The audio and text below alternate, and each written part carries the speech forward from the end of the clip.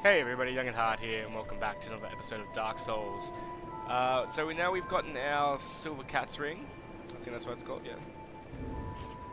Now that we've got that, we'll reduce our damage from falling, sorry. And we've gotten some nice little leather armor. And we are going to go to a new area. We can actually continue with the area that we were going through. And we could go back to where you're supposed to face the pursuer. Because the first place I fought him is not where you're supposed to, but we're going to go to this area first. Because there is something I want there. And you will see why in a second.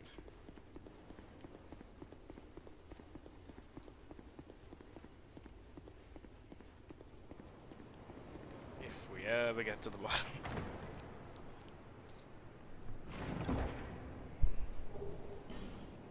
No, not the Crimson Parama, that's a shield, we don't need that.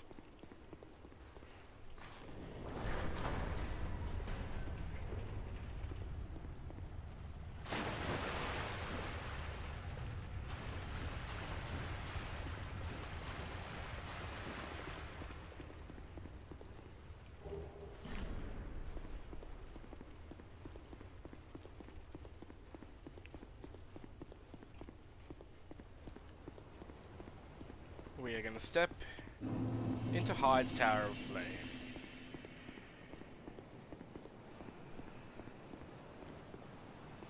Now, this guy we want to be careful about, because he will kill us in a hit. If we are not careful, oh shit.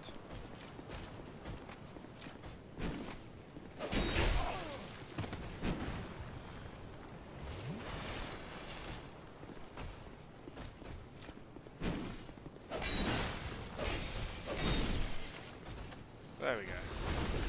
He falls easily enough, we just don't want to get hit by him. We're going to head down here. And we've got ourselves a bonfire.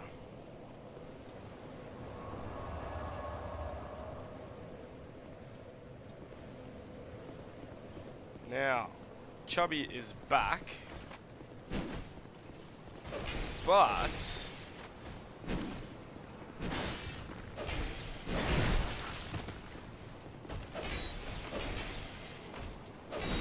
I was hoping to beat him without taking any damage. Alas, it was not to be.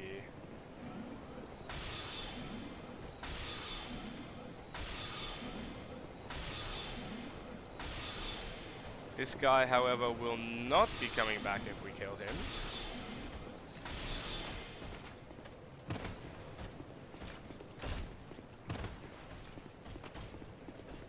Which we might want to heal first.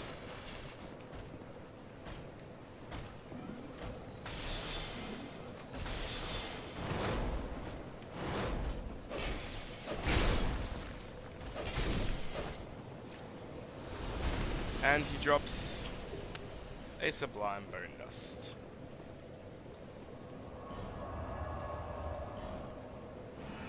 Now we're actually going to go back to Majula, even though we just came from there.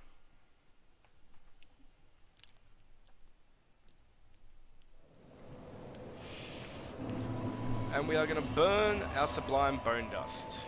Charred ashen bones. Cast them in the far fire in Majula to increase the HP restored with each use of your flask. They say these are the remains of a saint who cast himself into the bonfire, but we will never know for sure, for soot and ashes tell no story. So, from reading that, it can be put together that that was the chosen undead from Dark Souls 1. Or it could be Solaire. Because the developers have said if they'd like to think that if the chosen undead failed, then Solaire would have been the one to link the first flame. Let's see if we can level one more time while we're here. Is that a shard? And we have a shard, so we might do that as well.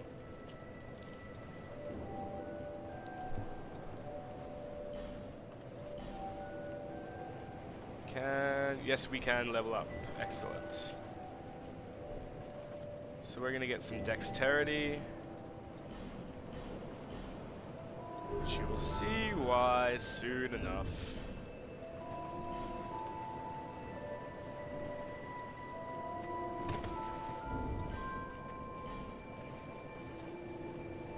We need one more dexterity, okay. Huh.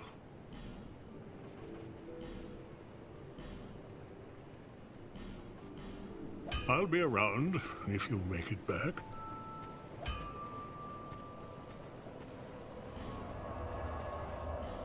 And we'll head back to Hyde's Tower of Flame.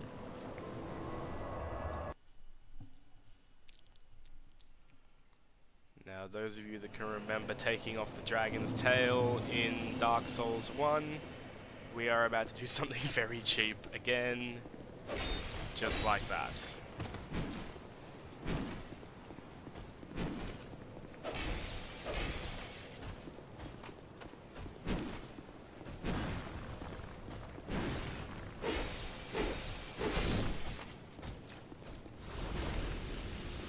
Alright, so you can see the big guy with the mace is gone now. We've cleared him out. He will not return.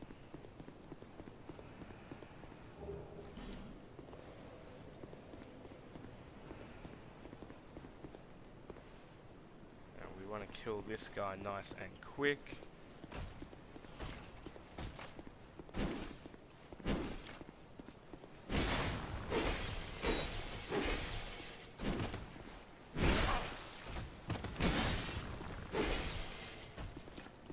If only he would jump off that. And die. Yeah, man. That was not good.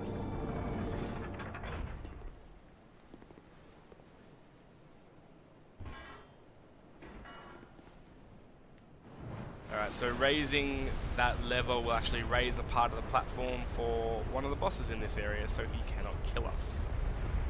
Well, so that he cannot throw us over the edge, sorry. He can still kill us.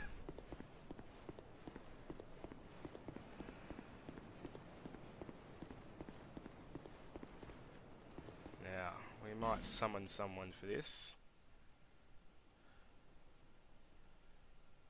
Because I do not want to waste my soul arrows for what's coming up next.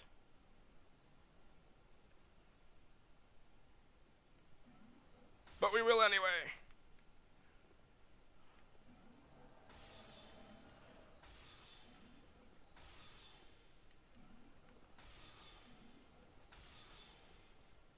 Hello, Dorian.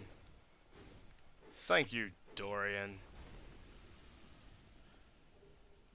So we get cracked blue eye orb. Let's head this way.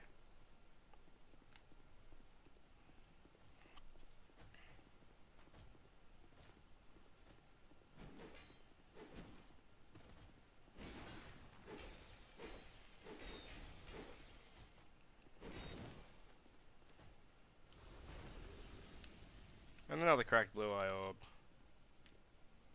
Oh, Dorian, we're heading this way. Apparently you think we're heading that way.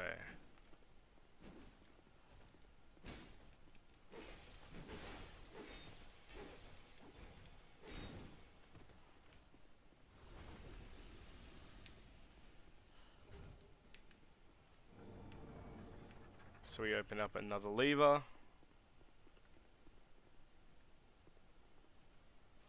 Which will set loose another platform down there. But we're not headed there, we are headed over here.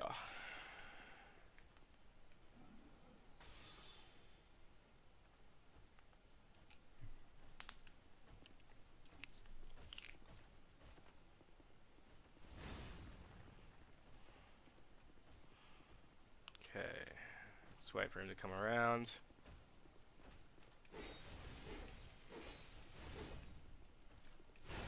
Oh, he caught me. That hurt. See if we have any. We do. We have 2 life gems.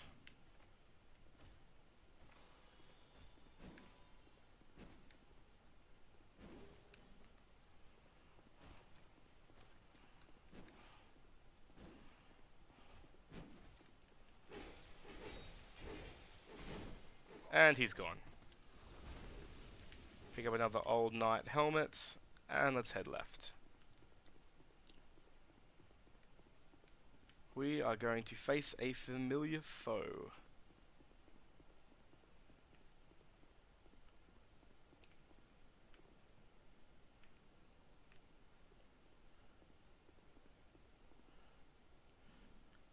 Hello, Jeremy. Come into my world.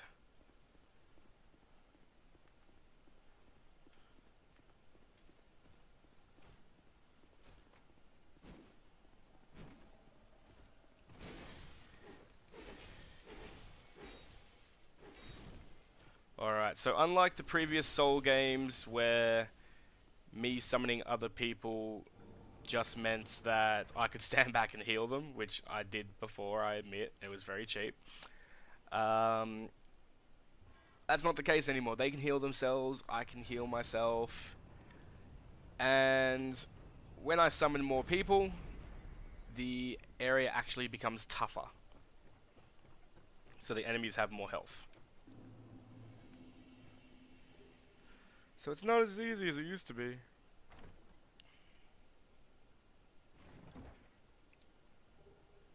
So we get the Ring of Binding and a human effigy. The Ring of Binding is an excellent ring.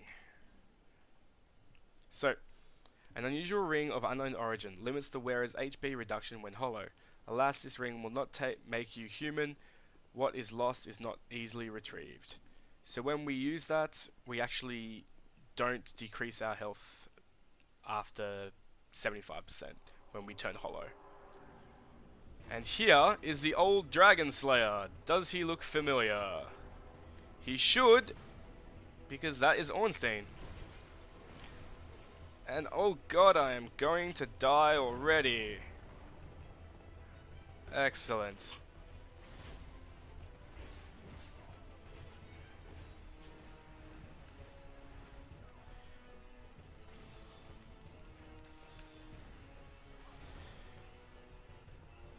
Oh, Jeremy, what have you done?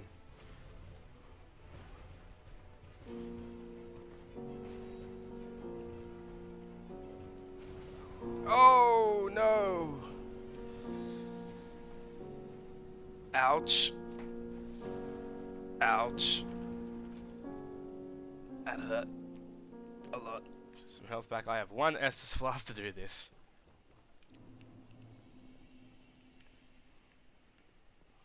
You boys better hold the damage.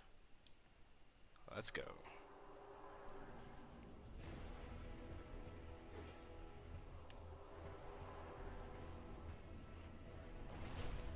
Oh shit!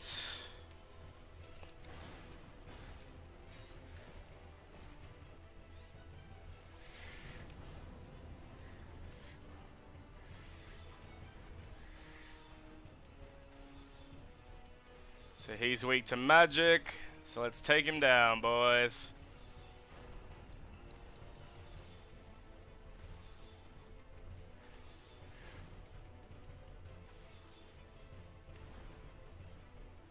Okay, if they can hold his attention, we'll be fine.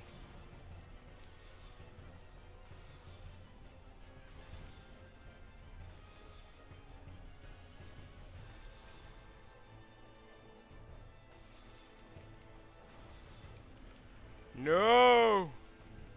Harold!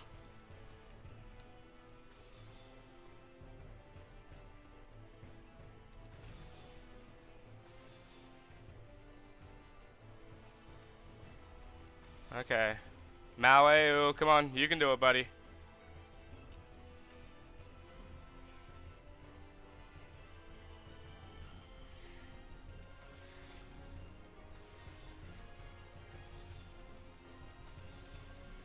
We got it. 5 arrows. Yes! Victory!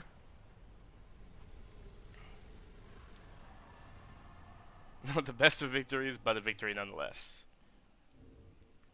Bravo, brave knight.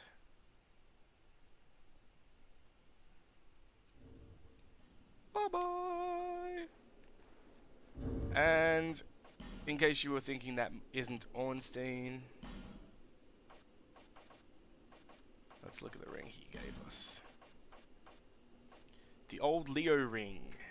Sound familiar? The beloved ring of a dragon-slaying knight strengthens thrust weapon counterattacks. After many years of use, the ring's face has worn down, but close inspection reveals an engraved lion. And his soul. Soul of the Old Dragonslayer. The Old Dragonslayer is reminiscent of a certain knight that appears in old legends. So, it may be Ornstein, it might not be. Who knows? And this guy is the leader of another covenant we can join. He will only join it though if you have helped somebody else. So luckily, we were in another person's area, and while we were on the break, I helped someone beat the last giant. So we have the item necessary. Transient being. You have obtained proof you are worthy of joining our order. You may call yourself one of us, and are free to plant your roots in this garden of the gods. Be proud. I, Targray, do proclaim from this day you are a Knight of the Blue. Rejoice and bask in your new honor. So we can join the covenant if we want. We're not going to. Who would refuse such magnificence? Gods have mercy on this half-wit. Well, you're an ass. Anyway, we're going to head down here because there's a bonfire, and we're going to go back to Majula.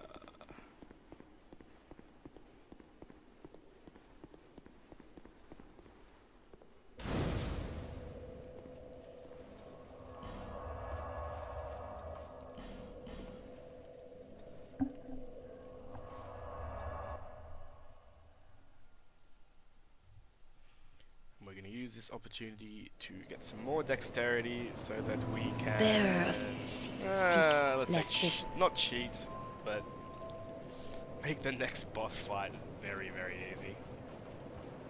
Alright, so we need one more dexterity. I'm going to put the rest in faith.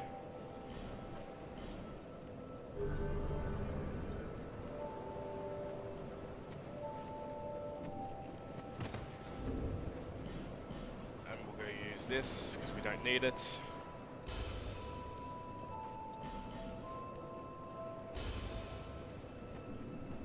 And we're going to buy some more arrows. You can see where this is going. I knew.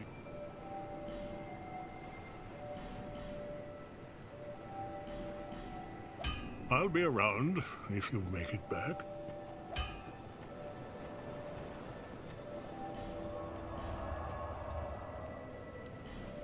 Oh wait, why am I trying? Oh. I just teleported back to Manjula.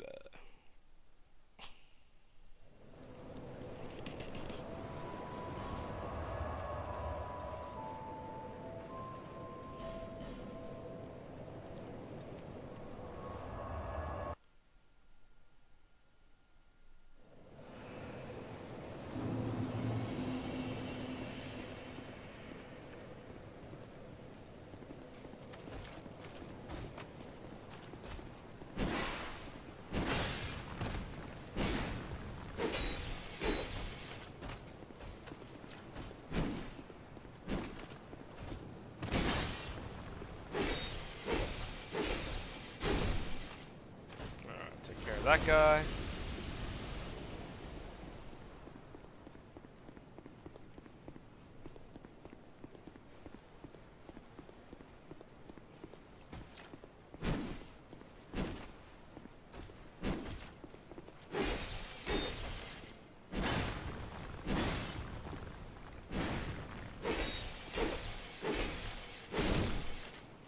And we'll take care of him.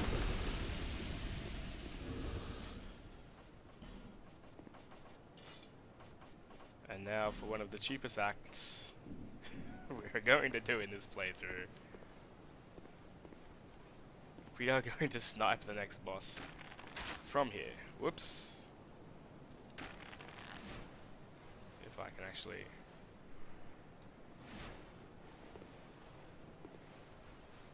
Yep. Now we cannot kill him completely, we can take him down to 1 health.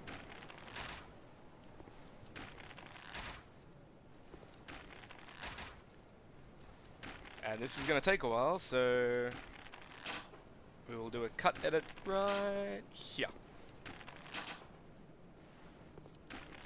Okay, so you can see here he'll put up his shield. He is now invulnerable. And we cannot do any more damage to him at this point.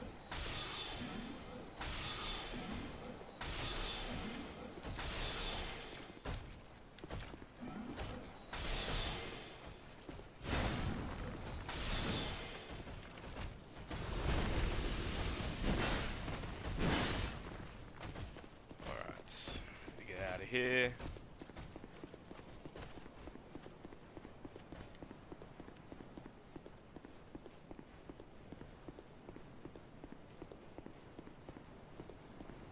I want this guy to come away so that I can enter the fog gate without him being a dick.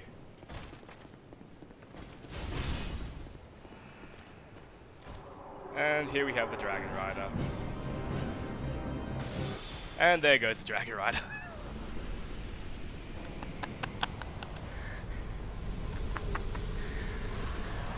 Oh, I feel so cheap. And at the same time, the developers put that in there. So they could have, made it so that your arrows would not reach. But they did.